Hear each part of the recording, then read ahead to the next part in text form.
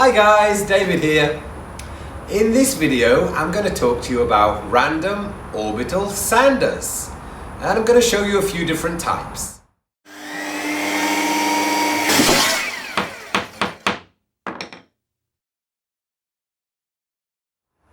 These are random orbital sanders, great big name. They're machines that sand wood, but they don't just spin round and round. They've got a random orbit, like the name says. Now, I don't know if you can see this, maybe I'll bring it a bit closer to the camera.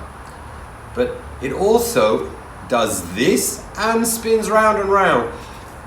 The reason it does all that is so we don't get circular scratches on the work. It leaves like little number 8s nearly.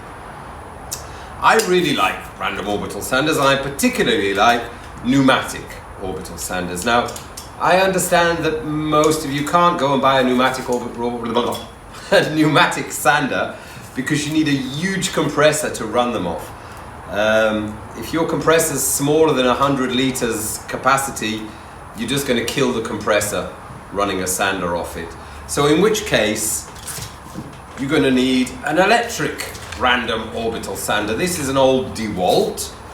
It's a bit of a tank, but it worked very well for many years. It's got a lot of weight, this one, which is great when you're working on big, flat surfaces.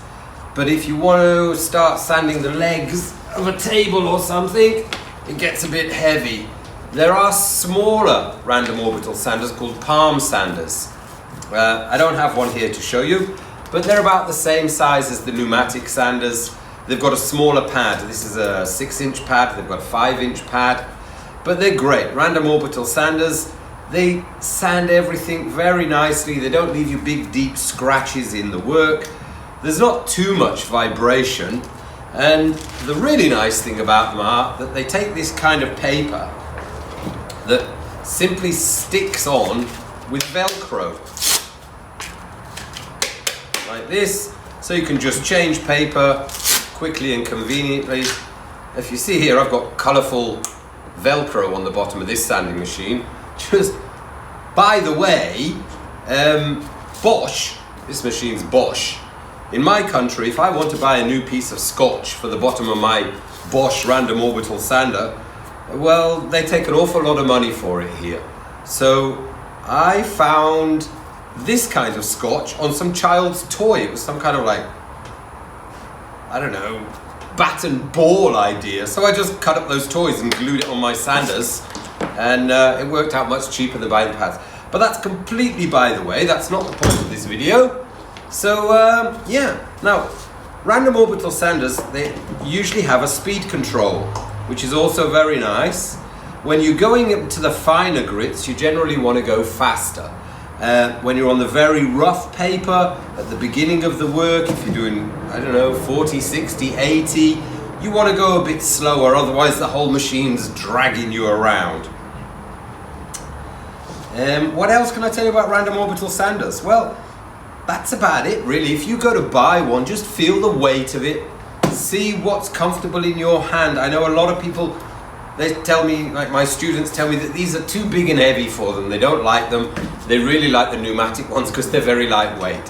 So if you think the weight is an issue for you, don't get a 6-inch random orbital sander, get a 5-inch.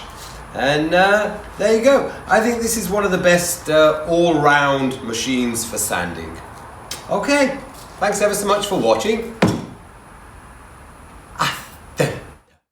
Okay guys, well, that's just about it for random orbital sanders. What a great big name for this machine. I hope you enjoyed the video. I hope you learned something, and if you did, please like and subscribe and ring that little bell. I'm going to continue with this series of videos on some more sanding machines, so I'll catch you in the next one. All the best for now. Bye.